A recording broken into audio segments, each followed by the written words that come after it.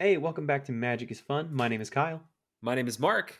and we are talking March of the Machine Do spoilers. you do you know this the way it goes? The Hmm, Phyrexians go marching one by one, hurrah, hurrah. I didn't know that. Phyrexians. That's the new. It's the remix. As It's you pretty saw on the title of this video, we're not going to talk about the 10 no best cards from March of the Machine. There's plenty of people who talk about that kind of stuff. spike garbage. Get it out of here. What we're going to talk about today are the 10 most fun cards. And what is the very objective scientific measure of fun? These are cards we can't wait to brew around. These are the cards that get us excited, either because they're really fun and interesting, or hey, this card is going to help make an archetype that wasn't a deck Yes, previously become a new thing. There's plenty it's of not cards in all. this. It's not all There, Timmy time. yeah, Some of it's these are not all role Timmy time. players. Here are, well, I say 10. There's actually kind of 12 cards that we're going to talk about because we got to start off with our honorable mention. To quote the Yargle, I love this Yargle so and much. Multani, 3 black, black, green. It's just a vanilla 18. It's just a regular old vanilla 18-6. Don't even worry about it. Got lots of those. But Honest why to is God, that fun? this card would have made probably the honorable mention spot just for being a Yargle and the flavor text alone. But Mm, the specific reason why Yargle and Multani is done here is not because it is good, but because of the absolutely stupid and busted combo that you could do with it with Voldaren Thrill Seeker, which is mm. just a really just innocuous little rare. It's just 2 in a red with backup 2, and it says this little thing here down here where it says for 1 mana, sacrifice this creature. It deals damage equal to its power to any target. And you're like, oh, it's just a 1/1. Fling. Here's the thing though.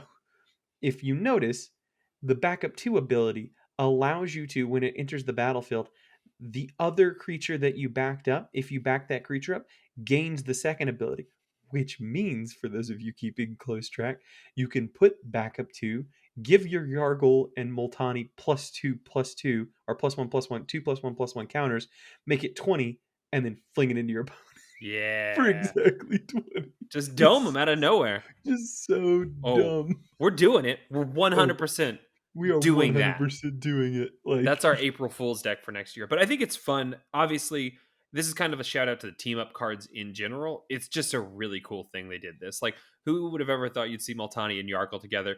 Freaking Thalia riding the Gitrog monster. It's just good. It's just yeah, fun. it's just fun, and I like it. But specifically, yeah, it's not that is not going to be a strategy you want to play if you're trying to grind the ladder. But don't worry, that's what the boys here at Magic is Fun is here to do for you. Number 9 on the list is the headed Hydra. I got some Dumb. confetti from the cascarones we were doing for Easter. I love Hydras. I love Hydras, and Pelucanos being reborn is number 9 on the list just simply because it is an overstated green beefy boy. The stats alone are really good here. It's crazy. 4/5 for 3 is pretty dang good. Throw a keyword ability on there. But the real fun, obviously, is when you transform it. Oh no, they done got him. They done got Pelucranos. And he turns into kind of an impression of a worm coil engine. And I freaking love it. I It's am disgusting. bitterly disappointed. Do you know how many Hydras are currently in standard? Not counting the new set, just in standard right now. Is it none? It's 2. There's 2, one of which is good. Shivan Devastator is actually a That's a Hydra Hydra. dragon. Oh, I Yeah, didn't know Hydra that. Yeah. dragon. So that could be a thing. That's actually really powerful because that's a good card you just want to play anyway. And the other one is like a domain thing that you're probably not going to play.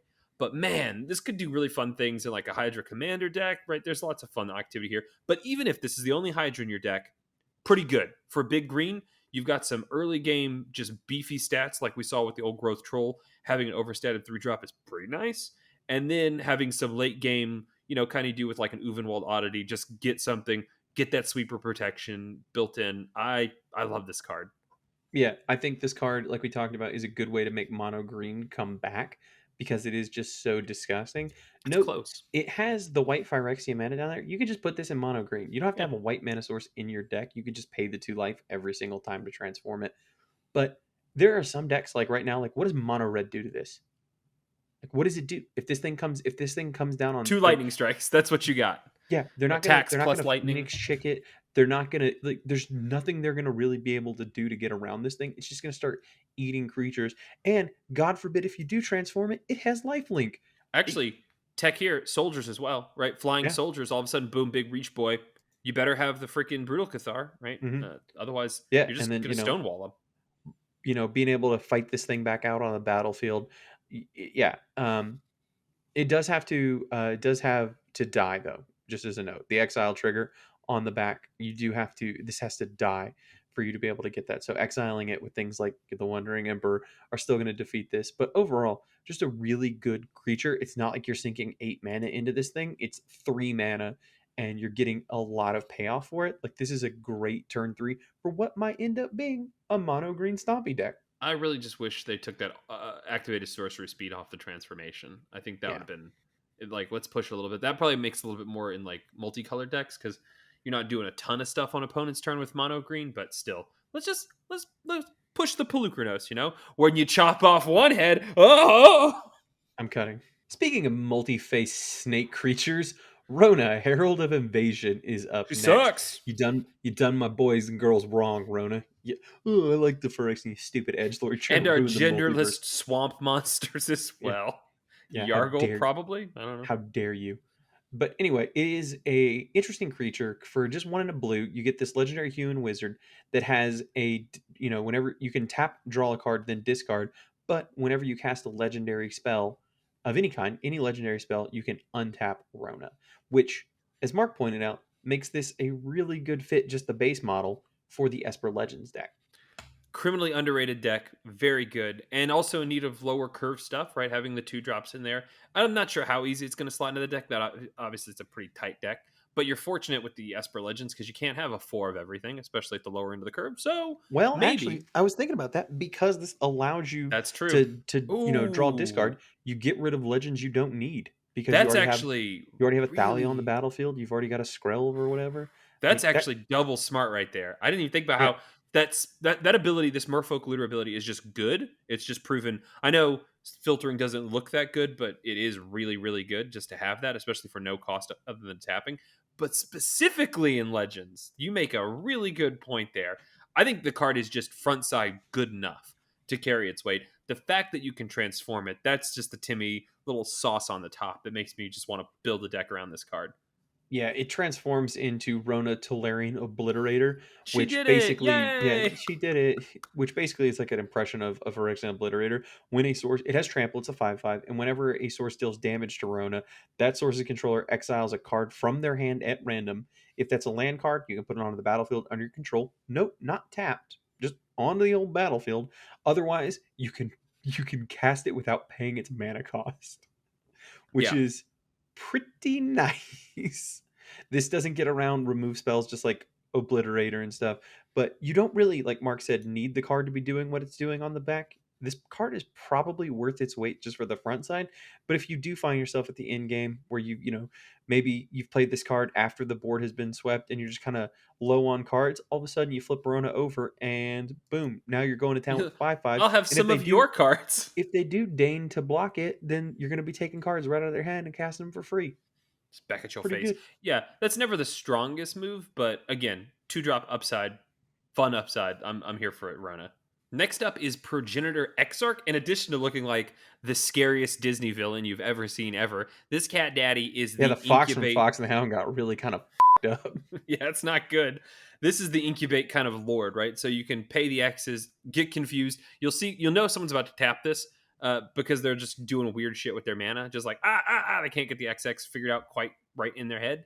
But this card really just can make just army of little token boys out of nowhere, and the fact that you can transfer target incubator token by tapping this guy really pays it off because you can for a pretty low cost pop out three threes and then just boom start transforming the next turn. I just think that's neat. This obviously helps you with kind of go wide with tokens. There's a lot of different decks this card can slot into, and I think it's fun. The reason why this card's on the list and the reason why it is up here is specifically because I really do think incubates and incubator tokens are the new mites for this set. I know if you're watching this video, there's a really good chance you probably watched our video Mighty Mites, which we just had a ton of fun. I'm really surprised more people haven't kind of caught on to that strategy. If you've seen the deck, you know how insanely fast it goes. And I just think this card is really interesting, especially as Mark pointed out previously in the video. We're in kind of like a sweeperless environment. Obviously, like things like Farewell exist, but you don't have other than Farewell? Farewell, uh, Farewell Orwell, for Farewell. sayonara. You got like that basically that depopulate and Yeah. burn down the house. But the the idea of being able to just even put this thing down on turn one and then it enables all your future incubator tokens so you're not sinking two mana into it. I think this card is a huge role player in an incubator deck, and I don't think you have to cast it for three mana to get the value out of it. Call your shot. What's a better mechanic in terms of success? Incubate or backup? Incubate. I think it's gonna be Easy. backup. I don't It's gonna think be I think incubate. backup's gonna do some nasty stuff. I love both those mechanics though. I think they've hit something nice with this set. Nah. Invasion of Chandalar is, oh wait, one second. 10, 9, 8, 7 is number 7. Here we go. And I like this card specifically because it's three green green, but like we've talked about, this fits into a specific deck type, which is potentially it doesn't have to be mono green, but green ramp this card is huge for a number of reasons, because when it comes down, it is a 4 defense siege. This is the first battle we've talked about too, but you get to return three permanent cards from your graveyard to your hand, which is fine. It's not It's pretty good. worth its weight, but it's pretty good. The thing that I like about that is because in a mono green shell, you've probably already got, a Pelucranos removed. You probably got some things removed in the battle or in the battle already in the game. But the 4 defense counter means one of your green stompy boys might be able just to turn the tide on this thing by itself. And then if you look at the backside, oh my Ooh. god, it turns This into an enchantment. At the beginning of your upkeep, you can just put a permanent card from your hand onto the battlefield. So like, here's a Titan, here's a Portal to Phyrexia, here's a what's the Unite the Universe or whatever? oh, multiverse, yeah. Yeah, what's that card called? One with the At multiverse, one one, with the yeah, one multiverse. with the multiverse. Just put that on the battlefield. So Like, I think this oh my card is god. the trap because it just makes you want to live in that Christmas world where you just have a handful, or maybe you return from the front side these permanents and you're just like ha ha ha die every turn. You're just playing bombs. I don't think it's gonna work out like that, but I No. want to try. I Oh yeah. absolutely want to try. It You're just just like, if that's cute, your little reanimator spell. What if every turn, every day is Christmas, every turn is reanimator? Let's go, well, you're Chandelar. not reanimating at this point. You're just putting stuff on the battlefield from your hand. Oh, that's true. Yeah. Yeah. But it's like it's reanimator with more steps. Well, But it's reanimator in the sense that you pluck three from your graveyard yeah. and then you, And like there's you a said, card we're more going to talk steps. about here in a little bit, which can help keep that this this can actually help you be drawing more cards as you go. It just looks like the absolute most fun thing to do with big green, or big green X whatever color mana, and just putting like big stupid stuff onto the battlefield, because you're sitting there and like you only have 5 mana, but you just keep casting like 9 and 8 drops right out of your hand. Ah, spell spear time. Let's get after it. I love this Hirna, card. Hirna, Kirna, who knows? Hirna. Jackal Never Boy. known, never known how to say that word. No one knows. We got just, God, Magic has come a long way. This is not a bear. This is a bear with trample and prowess and upside. And it's uncommon. Whatever. It's The fine. reason why I love this card is it's emblematic of this strategy that I really want to come back, and that's, is it spells. I want to sling spells again. It's been a minute, right? Remember we were doing magma opuses and crazy crap like that? Let's get after it with this just beautiful Jackal. And I think just on the front side, this is a pretty decent card, right? You've got upside. The trample, I think, really makes the difference. So you can get paid off for using some of those low mana bounces, play with fires, whatever. You're going to get paid off. But then for 3 mana and 2 life, you can flip this boy over and just get an even bigger boy with just keyword salad on top. And I like that there's no prowess too. So it looks like a misprint. They just print the word prowess on there twice. So you're just getting +2/+2 every time you fire off a spell. Ward 2 also really helps. I love it. I think there's a good chance that we could see some just spell sling and nonsense. And this early drop can help us enable that strategy, kind of push through damage along the way. Yeah, this is the classic example of a card they're going to be afraid to block early, but if they're not blocking it, they're taking 2 damage, or you're lightning striking their blocker, growing this thing and hitting. There's a lot of opportunities to really, in your early game, use this to help chip away so that your burn spells and stuff can really close out later. But yeah, one of the biggest problems with is it spells is that you run out of gas. Well, look here. Now you have something to do with your mana. Now Hmm. all of a sudden you've got 4 mana in the mid to late game that you can sink into this thing. Probably get it removed, but don't worry, Ward 2 helps you with that, and just start beating people's faces. It's The one just problem is you it's do. it, this is what we talk about when like this card isn't some mythic rare bomb or whatever, Yeah. but this kind of card is the thing that can be there to unlock a potential deck. Yeah, the two things that I was working against it is if like you get the dream and you Monastery Swift Spear on one, this guy on two, you're set up, but you've been setting up in a pretty fast format, so that might not be good enough. But then turn three, you can really pop off. The other thing that is very scary, once again, we have activate only as a sorcery, so you could be in a situation where you're like putting 4 mana in there, and they say that's cute, and they just blow it up right underneath you, Yeah, you're and gonna that's a have to real be feels bad. they're gonna have to be tapped out, or you're gonna have to be absolutely sure that there's nothing that they can do to remove this card because that would just be an That's a absolute blowout. especially in the current standard with how fast it is. If you take turn two to play this guy, and then turn three or four, you're spending all that mana to invest in that one creature, and they're just like, "That's cute. 2 turns is gone with my you know cut down." you're just you're done. Just pick your cards up and go. I Yeah. don't care. I'm willing to feel that burn. I want to sling some spells. I want to be a wizard. Call me Gandalf. Gandalf was always a wizard. Gandalf was always is it. Let's sling, boy, sling. Hey, what's the creature type for this? Dragon. Yeah, how about you drag on these balls? No, wait, no, I'm gonna drag on these balls across your face. Damn it. You it up. Oh, that's Uh, bad. welcome to the invasion of Tarkir, everybody. Mark probably Worst thinks I cut that. I didn't. worst thing to invade. You're like, Yeah. okay, Phyrexians, you go get the fairy tale world. You get the gingerbread man. You guys get the dragons. Like, we might be No, a thank hive you. mind, but maybe that. I don't want to be doing that. They're Actually, Phyrexians are famously not a hive mind, by the way. oh, Stop that's saying the true. F word. I gotta bleep stuff out. Nah, But you the Phyrexian. there's a couple cool things about this card, but I think the most cool thing about this card is that it's 2 mana for a battle. Yeah. It's a two mana battle with 5 defenses, and when it ETBs, you reveal a number of dragon cards from your hand. When you do, it deals X plus X damage plus 2 damage to any other target where X is the number of cards revealed this way, which is sick. So at a minimum, this is a 2 mana shock. Right? That is the baseline. If Yeah. you have one dragon card in your hand, then it's Which 4. you probably will, because it's a lot. No, that'd be three. So it's X Oh, yeah, yeah, plus. yeah, sorry, Yeah. 3. Yeah, But you but I could mean, like, there's easily. scenarios where this could easily hit for, like, Yeah. 4 or 5 damage. We saw with like Scorching Dragonfire and other things, like it's not hard to get that pumped up. So I think, that's the reason why this particular effect on a battle is so powerful is because it helps you defeat it, right? You're using the removal to get their blockers out of the way so you can swing in. So if you play this on turn two, right, you're getting maybe like an early blocker out of the way. But let's say you top deck this, boom, you dome the 3 drop or whatever, you get them out of there, and now your guys can just start swinging in on that 5. That's really powerful. Yep, and then on the backside, you've got a flying trample 4/4 dragon, Ooh, uh, but it also has whenever a dragon you control attacks, it deals 2 damage to any target. that's a So thick not that's backside. this plus any other dragon. That's This starts to add up sexy. so fast. And the thing that makes this fun is like it's a really cool play pattern. It's a new card type, battles, which is really awesome. Which you haven't checked out our videos and our thoughts on battles, definitely go check it out.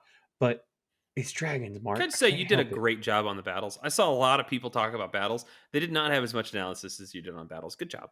Thank you. I And appreciate that. good job to the people at Wizards for just giving us more dragons. There's actually quite a lot of dragons in standard right now, and there hasn't been a dragons deck in a little bit. I know it kind of popped off a little bit there when Goldspan, but really like that was a Goldspan dragon deck, for being honest. But there's some really janky dragons. All the cycle from Kamigawa, really good stuff in dragons. And you know what that This deck could be. needs? Stuff to do on turn two. Yes, it does. Yes, Like it you can does. just set this on the battlefield. Who cares? Just leave it for when you're able to fly over later. It costs you nothing to just shock something and just have it sitting over there and letting it lie until you're ready to attack it and flip over. I Just love it. One awesome, awesome card. one thing that's not fun because this fits into every commander deck ever. I think this card is like $20 already on pre-order, so that kind of sucks. But it's just No, one it's little. $14 now. Oh, is it okay? Good, that's Mhm. gone down. So still pretty It expensive. is So a we won't be. mythic, so We won't supplies be. are going to be a Nah, little is this limited. mythic? Yeah, it's mythic. Oh, okay, I thought it was. I thought it was a yeah. Um. So it'll be a little tight, but maybe that'll go down. And either way, it's still a wild card in Arena, and I'm going to be having so much fun trying to reconstitute a dragon deck. And this is a 4 of easy. It's time to go full Lorax because who will Yeah. speak for the dead world tree? We're going to cry. Asika's crying. Rin She is should have maybe cried on Rin while dead. she was burning alive. Nah, it's fine. Rin don't care. Rin's gonna be pushed to the nth degree. That card's so good. We're not even talking about that one. I love the Great Hinge at Home. Is what we have right here. It's come back. Tribute to the World Tree is such a good card. It's green, green, green, and whenever you cast a creature, it enters the battlefield. If it's got 3 or less power, you draw a card. Otherwise, you put 2/2 counter. So basically, you play a big boy, you get a card. You play a little boy, he becomes a big boy. I love that. I think that's such a fun thing. It's obviously to take turn 3 off to play this card is going to be pretty difficult, but it gives green card draw. It gives green that delicious Great Hinge flavor where you're just plus oneing everything. I Yeah, think but this card might be you good don't need to enough. play this. Like you could play this on turn 4 while Yeah. like it doesn't matter. Like you don't. It's not like you have to sequence this in at turn 3. It's just play this Well, before you play some of your 3 or power greater guys. But you don't have to do that. you're incentivized to play it as soon as possible so you can just get the value when you play your subsequent creatures. I think Yeah, it's but still there's no good reason you enough. can't low down like 1 power and 2 power guys Yeah. before this. Not that we want to be playing a lot of those in mono green. I'm just saying this card is going to be good at a lot of phases of the game. It's probably not going to be a very good top deck unless you're like pretty good on life, Well, but I it mean, might it's be. not the worst top deck because then you start chaining creatures, and then Yeah. you saw like with the Great Hinge, you just sort of like creature, It creature, doesn't creature, gain life, creature. which No, is it doesn't key. gain life. It doesn't tap for all the mana, but also it's It also not doesn't a cost million. 9 mana or whatever, Yeah, so it's not as. I don't think I it's as know good as the Great we don't talk Hinge. about older form. It's definitely not as good as the Great No, Hinge. God, thank God. yeah, that's But too I much. we don't talk about older format. But like, did somebody looking at like the Green Devotion decks in older formats and being like more annoying? Give them more I want stuff. more. 3 green pips do it. I think they're mad that what was that one two green green like the greatness awaken greatness or whatever Oh that you yeah, had to sequence the thing and it just didn't quite work out, but everyone was a little bit terrified that it would. I think they're just like, okay, we're gonna make it 3 and we're gonna make sure it works. You're gonna be absolutely able to play busted stuff with this card. I think this could do it. I love it. I'm gonna experiment with it. I want all the card draw. Nature. number 3 on the list is Chrome Host Seed Shark. It's a Phyrexian shark. Okay, we actually have more to say about it than that. This card is, first of all, it's disgusting looking. Like It's good kudos art. to uh Dontano Giannicola. I think I nailed that. Yeah, Which definitely. creepy looking art here with like the little things sucking on the bottom of it, just nasty. Those are But shark nipples. like we've compared They have them. Schnipples, Nipples. the like we've compared Tribute to the World Tree to the Great Hinge. A lot of people have talked about Chromos Seed Shark as Shark Typhoon, but I actually think this card in some instances might be better. Like No, not at this all. card No, is okay. So hear me out. Like yes, it's a little bit more vulnerable to removal, but a this little. is a 6 stat line on a 3 drop. A It's 2/4 not bad. flying? It ain't Like no Windrake. That's for damn sure. what are you talking about here? And then it says whenever you cast a non-creature spell, incubate X, where X is the mana value of the spell. The Like biggest difference, I don't disagree with you. I think the upside of having it be a creature, yes, it's more prone to remove, but it can also get in. The biggest problem that keeps this from being the just onslaught that Shark Typhoon was is you got your Shark Typhoon token as soon as you cast. This you get the incubator, then you have to put 2 mana into it, then you get the for creature. sure. And But I guess that is I would say a downside for sure.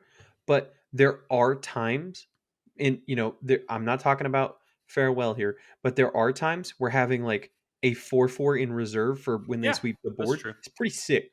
Like it's That's I would actually, yeah. say this is better, but I would not say it is strict that specific instance is not strictly better.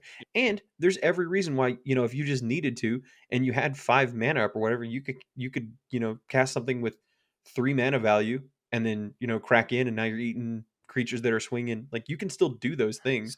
So, so going Like on Shark Typhoon, I think the workflow there is very similar in the sense that put this guy on the board, counter spells, and then like, oops, I countered your thing and I got board presence. yeah. Good luck, right? I think that part of the Shark Typhoon is real and will happen. Do you think this slots into mono blue?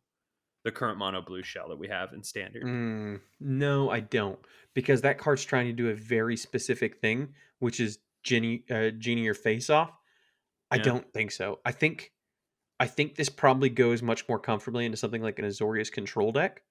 Um, really relying on a lot of blue interaction. Not necessarily just bouncing, but a lot of counter spells, and then your high end Maybe white those bigger card planeswalkers draw like spells, Big you know, that you Emperor. can play. I Yeah, mean, but just like think about the four of these, two or three big emperors, and four little emperors. Like you got the beginnings of a sick control deck. that's pretty nasty. Yeah, I Yeah, like that. Like you're playing on their turn, you're getting creatures ready to go. You're building up that backbench, like you said. I really think there has been. I like, can't believe I'm going to and say this this. this A sequence lack is of so good. control in standard currently. This might Yeah, help us get back there. with this sequence is so good with Little Emperor, like 3 to 4 drop, Yeah. and then not only do you flash this in on their turn when they're swinging, you remove their creature, and you have a 4/4 for the next turn. Like God in heaven. Yeah.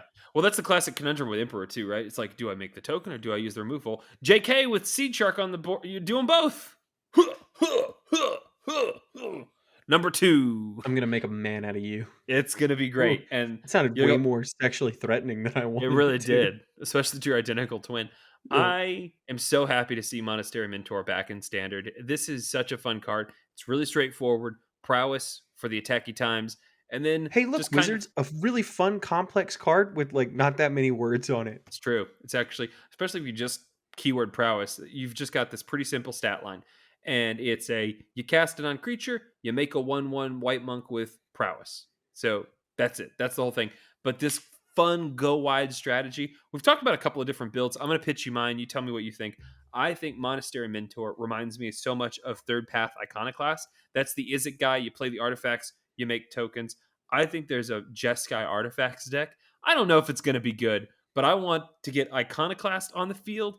I want to get Monastery Mentor on the field, and then I just want to like throw spell bombs or whatever, and just start just going so wide it makes people want to Yeah. throw up. I I think just like I ran out of tokens. Oops. unbanned Meat Hook Massacre. Yeah, that kind of level of like I'll show them. You wish you had the meat hook back here. I think this card is just it's proven to be a beater, like competitively good in multiple formats, and yeah, I think this is going to do something in standard. The reason why people are like you take a lot of creatures from the past and you're like, oh, is that creature still good in 2023?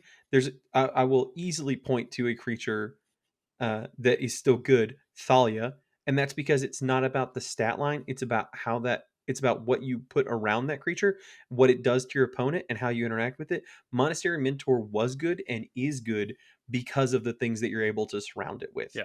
Like I'll put you it's another fine. callback. Monastery Swift Spear, right? Yeah, Turns out still still plenty doing good, work.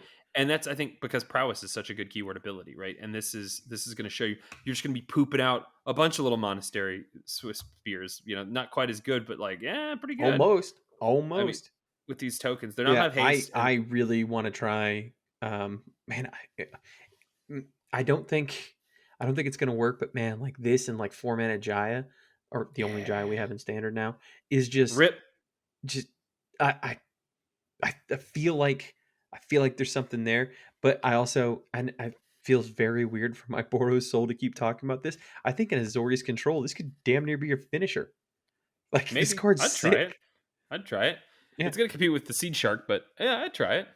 Yeah. I love It's it. just so many options, combining this with Mondrak to do more token shenanigans. Like, I don't know, man. It just looks like a really super fun card, and there's so much that I want to brew with it, which is why it makes our number two spot. Hey, before we tell you what our number one was, you did like and subscribe, right? Because if you don't like and subscribe, you're going to see a different video, and you're just going to see Ember Cleave. That's what you're going to see. Oh, it's That's going back. to They be, reprinted it. yeah, Hooray! that's what you're going to see, No, and you'll have to play against it in standard. our number one takes Embercleave and brushes his teeth with it because it is the man, the goblin, the legend, Urbrask. Yeah. Complete me, daddy. Come on. I know what you're thinking. Hey guys, for the last set, didn't you guys Oh. pick exactly a 2 mana red creature that enables burn that was part of a legendary cycle? And to you, I say, hey, shut up, Hey, okay? Hey, shut maybe up. that card wasn't very good. Maybe that video didn't get a lot of views. What a part It's fine. about fun don't you understand? But this time, what if the card was excellent? And everyone recognizes that Urbrask is both excellent and fun. It's hitting that zenith. Yeah, which is Ooh, why it makes our number one spot. It's a 4/4 with first strike for 4, and whenever you cast an instant or sorcery, Urbrask deals 1 damage to target opponent. bing, Pretty good. Pretty bing. good. And add a red mana. Don't forget. I think that's And the mana. secret sauce. And then look at this. For 1 red mana. For 1 red mana, you can theoretically lightning strike somebody and then use the mana you generated to That's just exile nasty. this thing and then return it onto the battlefield transformed. And just like all the other Praetors, it comes back as a saga. You can only do this if you have, uh, you can only activate as a sorcery, and you can only do it if you've cast 3 or more instant or sorcery this turn. By So far the easiest one to flip out of the yeah, cycle. it's not Not super easy though. easy, but way better than like let's have 8 mana or seven Yeah, mana or whatever for four but clicks, or let's do all this other but crazy crap. this thing One does mana. help you storm off because you are Yeah. getting more mana back. So it is much more easy to imagine either having the ability and the mana up to be able to, play all these spells on turn 5, Mm. or being able to chain into them things like card draw because they are each paying you back 1 red mana. So And let's when you talk about the transform great it, work because it it is oh, perfection. it's It's disgusting. so good. 3 damage to all of that on their side of the board. So you just say, boom, everybody, you get a lightning strike. Oh, Your you're playing face, Monastery your Mentor? boys, yeah, pop, pop, pop, pop, pop, done. So that first chapter is sick. Create 3 treasure tokens, just have them because that's really going to help you on the third chapter. Nice little synergy here. The third one is crack open the graveyards, start casting. Just get after it. You got to pay the mana cost, and then you do have to exile them. But after that, it's sky's the limit. You can cast your stuff, cast their stuff. You know the graveyard's filled. That's how you transformed it in the first place, unless they did some graveyard shenanigans, which, it's not impossible. But yeah, you're about to go absolutely ham on chapter 3. And then one of the funnest things, if somehow they're still alive, just comes back as Urbrask, and you can just do the whole thing again if you want. It's so great. That's fun, The man. the yeah, exactly. Like all the stuff you had to do to transform it, you're about to get paid off on the back. It's disgusting. It's So just nasty. so much fun. And this is the definition of a card that if you can't answer it, your opponent's just going to get so far ahead, you're not going to be able to come back. Like you're not going to be able to go wide if they transform this in just about any imaginable strategy. Like tokens aren't going wide around this, soldiers aren't going wide around this. Like you just wiped their board and Yeah. are about to recur all your burn when this thing hits number 3.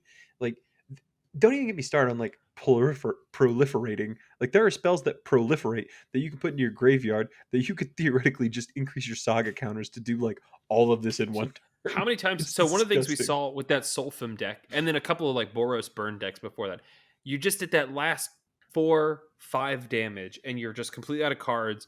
You just can't make it right.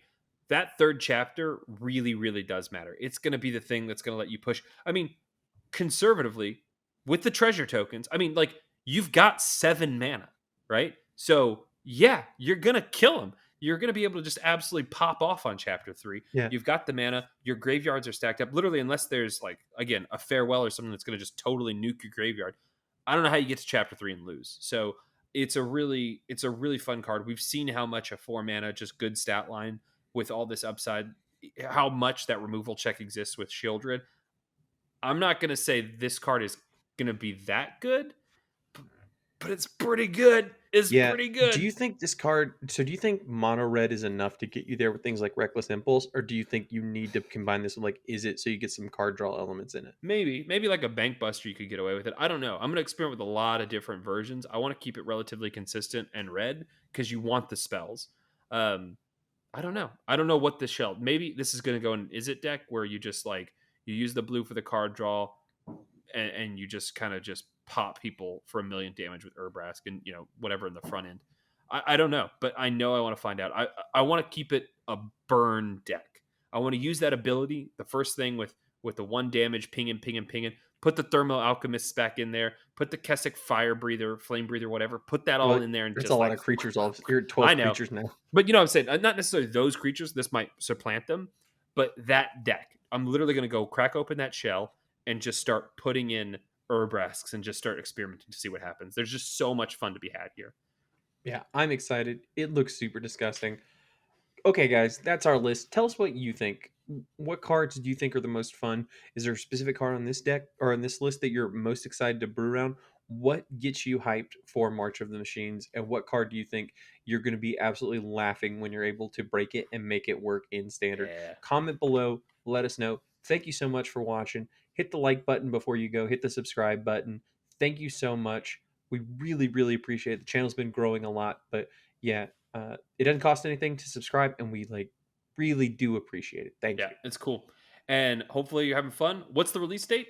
April 18th. 10 days from when we're recording this video, but like, well, like a week away from when you're watching this video. So April 18th, it's on Arena, man. It's coming up real quick. Yeah, exactly a week from when this video goes live.